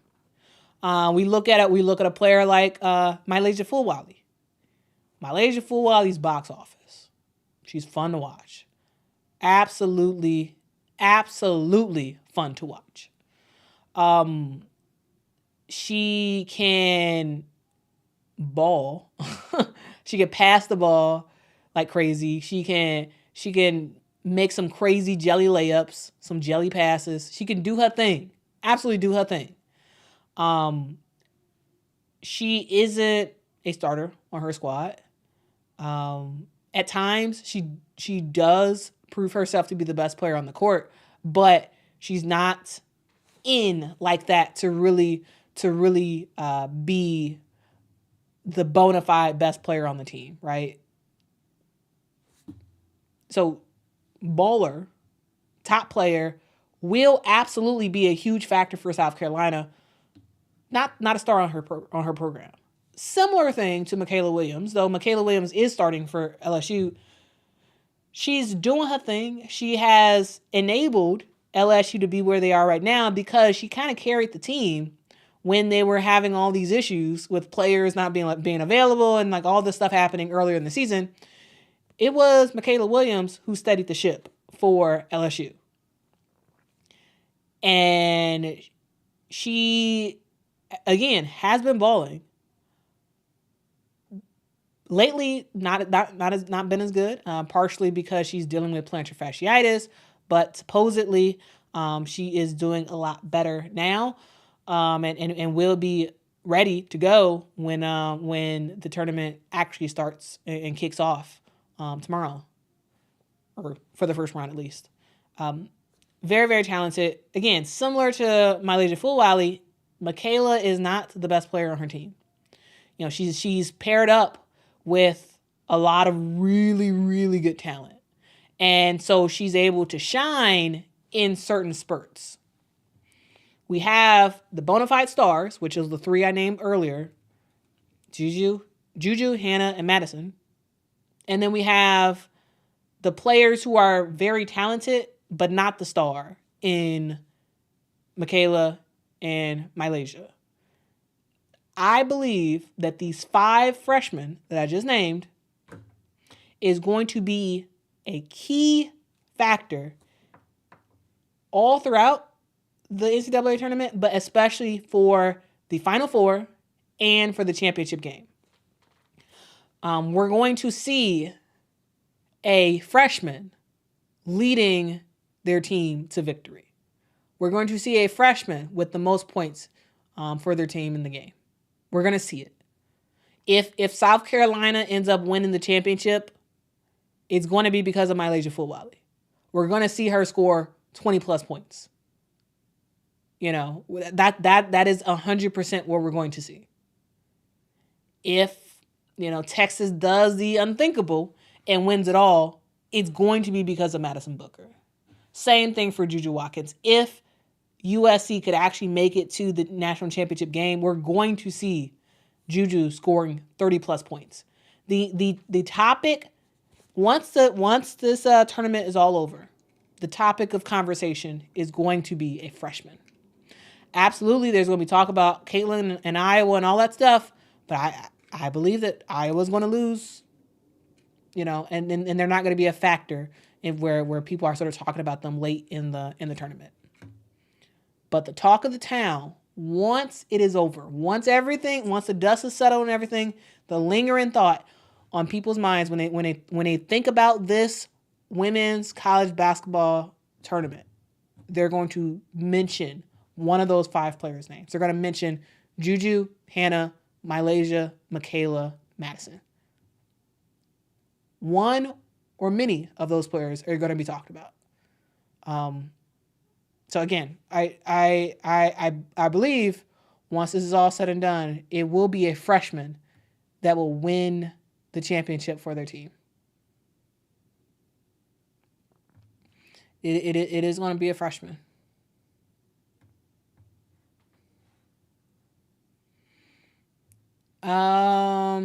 Okay, y'all, there's been a lot of talk in the chat, and I am trying to keep up. There's been a lot of talk.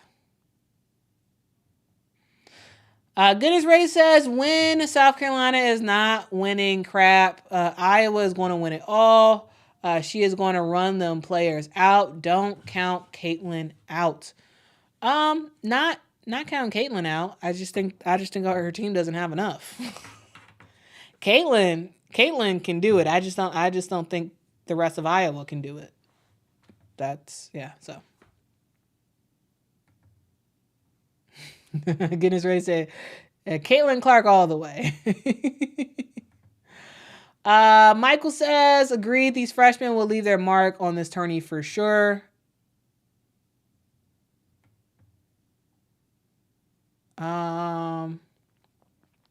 There's some talk about Michaela transferring. Y'all, I don't think Michaela Williams is transferring. I don't think Michaela Williams is transferring. I don't see it. I don't see her transferring.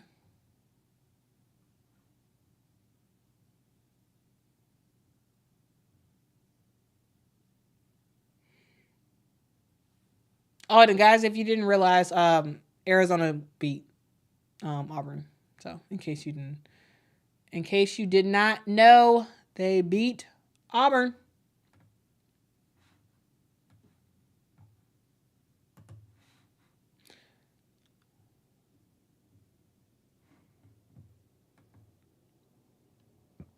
Agree, honestly. Caitlin is great, but 2 can't beat 5.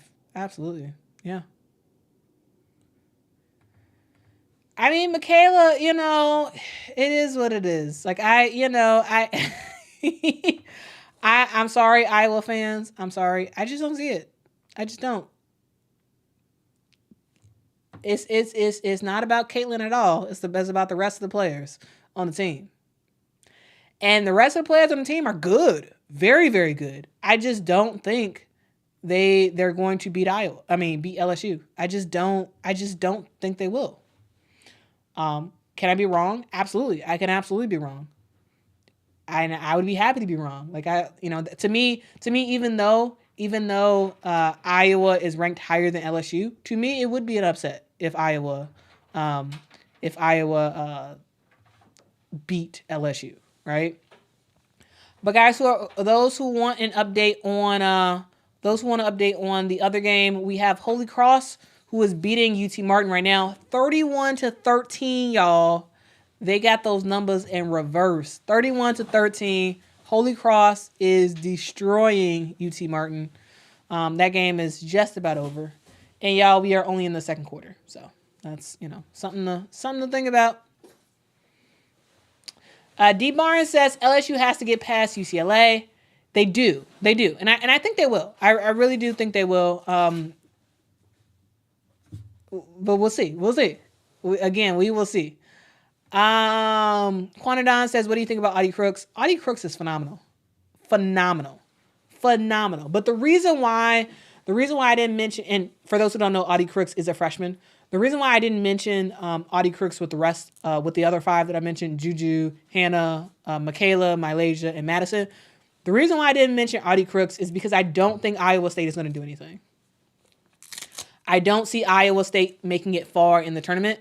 So therefore, once the tournament is over, I don't believe people are really talking about Audie Crooks. Because they're not going to make it far. So, but Audie Crooks is she's the future of Iowa women's basketball. So I know Iowa, the University of Iowa, Caitlin's leaving, going to the WNBA, but Iowa State is going to put on for the state of Iowa. And they're going to be led by Audie Crooks. She's absolutely phenomenal. But yeah, I don't think Iowa State does anything this season, of note.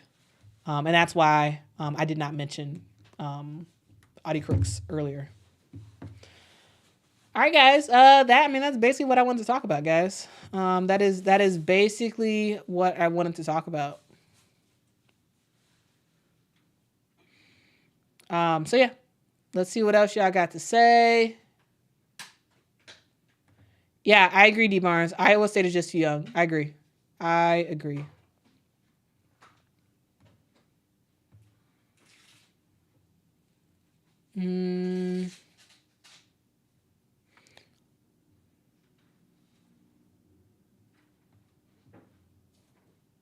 All right, let's see what else.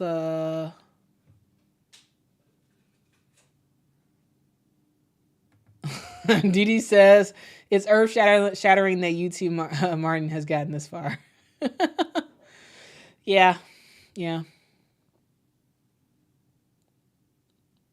But sometimes the lights are a little bit too bright. Sometimes the lights are a little bit too bright in the NCAA tournament, and teams lay an egg. So,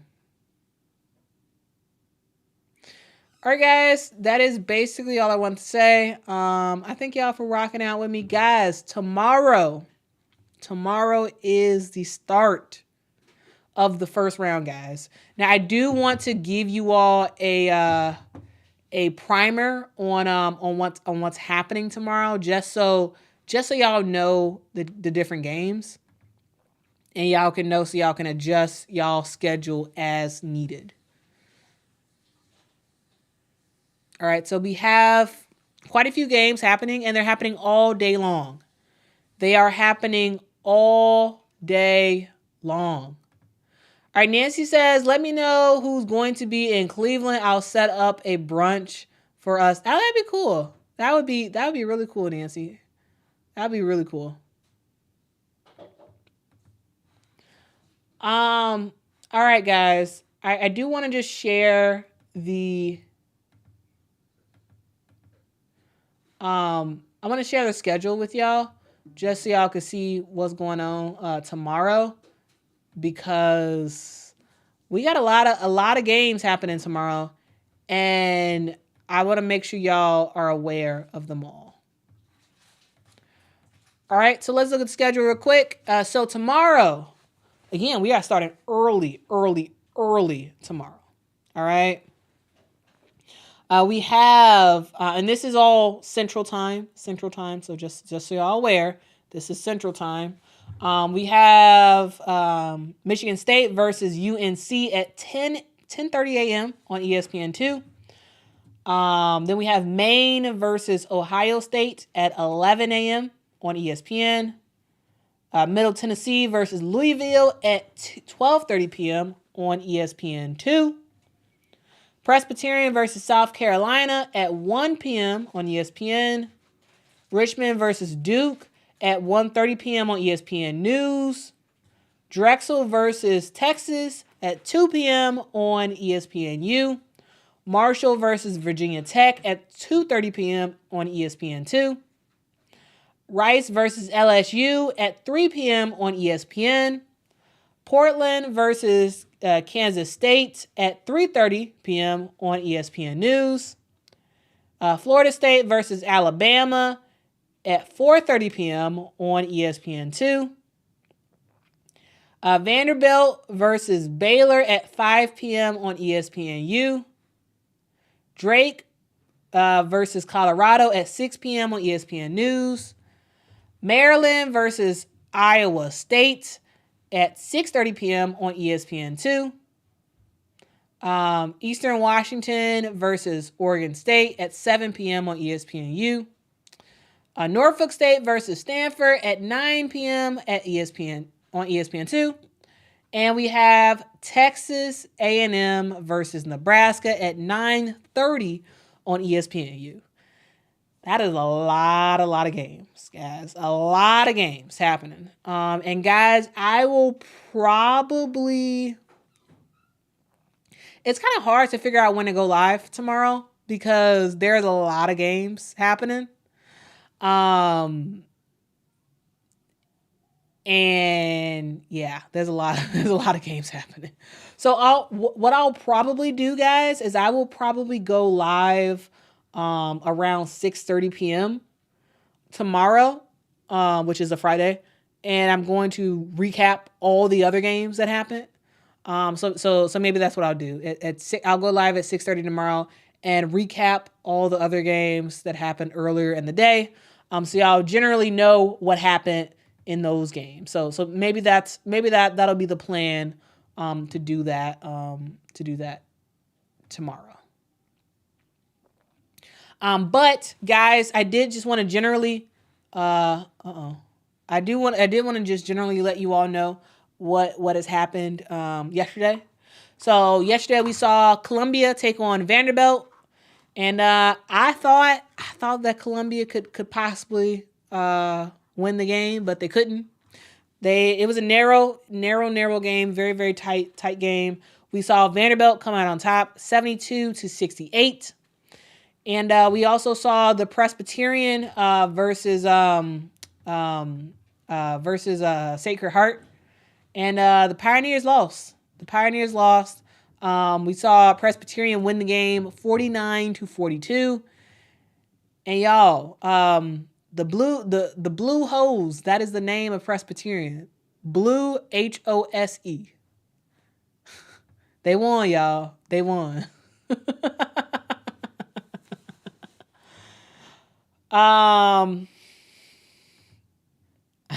Honestly says in my Oprah voice, you get a game. Everybody gets a game. Absolutely. Yes. That is, that's where we're at. That is where we are at in women's basketball right now. There is a game on at every single time. So y'all should be happy, this is the day. This is the day that we enjoy some women's basketball. Yeah, Shakira. Yes. Yeah. Columbia's right there. And I was watching that game and y'all, I talk about how like I don't root for teams and I don't really care who wins for women's college basketball. But like y'all in that Vandy versus Columbia game, I found myself in the third quarter like, come on, Columbia, let's win this game. Like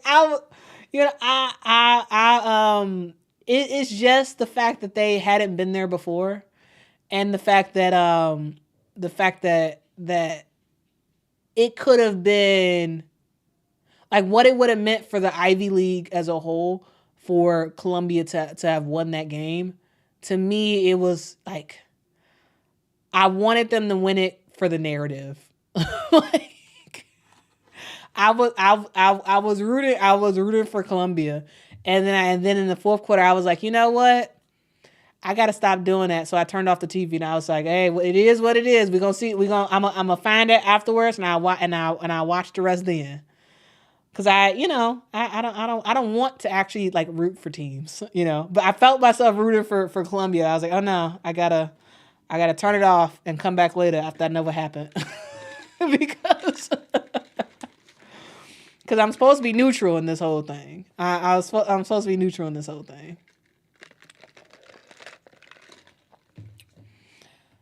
D. Barnes says, so many good teams in women's basketball. Not like the past where a few at the top were good and the rest were so-so. Yeah. It's a new day, y'all. It's a new day. It's a new day. All right, guys. I think that's it for today. We have been rocking out. We have been rocking out and having a good time talking about some women's basketball. All right, guys, but that is it for today. I will talk to y'all tomorrow. Tomorrow I will talk to y'all at 6:30 p.m. Central Time. We will recap all the games that happened before us. So if you miss a game, don't worry about it. I'll keep y'all posted on what happens in those games and some of the narratives that are formed and whatnot. Because guys, the first round is tomorrow. So buckle up y'all seatbelts. If y'all have not done the brackets, if y'all have not done a bracket, make sure y'all do that today. Make sure y'all do that today, because tomorrow, once the games start, it's over. You can't make a bracket anymore once the games start. All right. So hopefully y'all have already had that link to our bracket. We have a oh my goodness, can I talk today? Can I talk? I think I could talk. We have a group for ESPN's Women's Tournament Challenge. All you have to do is search for the awesome people of the internet, and you can find it. Here, I can try to drop in the link to it here. But I hope you guys join. It'll be very, very fun. So join that link that I just put in the chat. Y'all, Didi needs a tutor for the bracket, so y'all help Didi out. Didi needs a tutor for the bracket. Didi, for the most part, everybody's picking South Carolina to win the whole thing. So, you could just go with everybody else. But pick a couple of upsets though. Pick a couple of upsets. Oh, thanks so much. I think I got this from. I feel like I might have got it from Old Navy, either Old Navy or JCPenney. One of the two. Anyway, guys, I appreciate y'all rocking with me. Join the awesome people of the internet over on the ESPN Tournament Challenge. Also, if y'all have not subscribed to this channel, please subscribe. We are almost at 10,000 subscribers. Almost. And it's very, very exciting. So I appreciate all the people who have subscribed to this channel already. And I ask that you all who have not subscribed, please subscribe. And also, on y'all way out, if y'all can hit that like button, that would be absolutely fan-freaking-tastic. Let me go walk my dogs. Until next time, guys. Bye.